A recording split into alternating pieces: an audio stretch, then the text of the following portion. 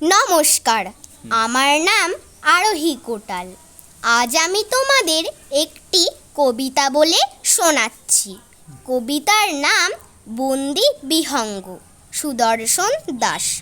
মহিম আমার বড় দাদা, নামটি সবার জানা।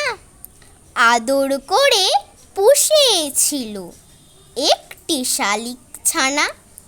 আমার চেয়ে অনেক বেশি বাস্ত ভালো দাদা। খাঁচাখানা আড়াল হলে করতো শুরু কাঁদা। পাখির আহার খুঁজতে গিয়ে আমরা দুটি ভাইয়ে বাবার হাতে মার খেয়েছি, গাল দিয়েছে মায়ে। ছোট্টবেলার ছোট্ট সাথী ওই যে শালিক ছানা।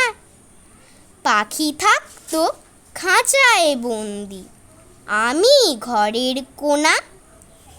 অবুঝ পাখি বুঝতো না সে আমার মনের জ্বালা। দিনটি ভোর চেঁচিয়ে শুধু করতো ঝালা পালা। মিনতি তার দাদার কাছে, দাও না বারেক ছাড়ি।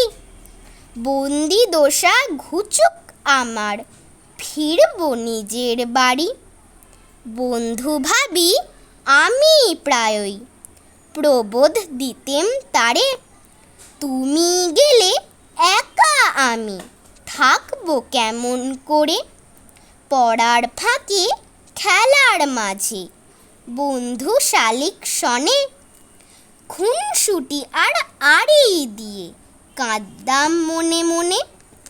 একদিন দাদা রাগলে ভীষণ রুগ্ন পিতার মারে।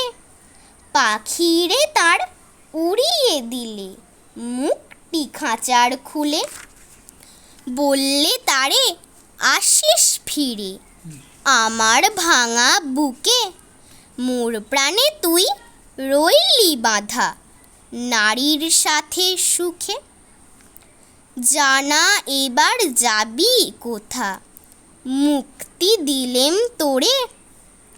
বন্দি দশা ঘুচুক রে তোর মোদের আঁখির নীড়ে। আশা নিয়ে রইলাম পড়ে জীবন খেলার ঘরে। যা পাখি তুই যারে উড়ে সেই ফল্গু নদীর চরে। তাই মুক্তি পেয়ে সাথী আমার দাদার খাঁচা হতে। বিশ্ব খাঁচায় বন্দি হলো সবার অলক্ষ্যেতে। আমি কিন্তু রয়ে গেলাম বন্দি ঘরের কোণে। সাথীটি মোর পালিয়ে গেল নাম না জানা বনে। বুঝেও আমরা বুঝি বা কই জীবন গড়ার কাজে। বাঁচার মন্ত্র লুকিয়ে থাকে এই বিশ্বপ্রেমের মাঝে।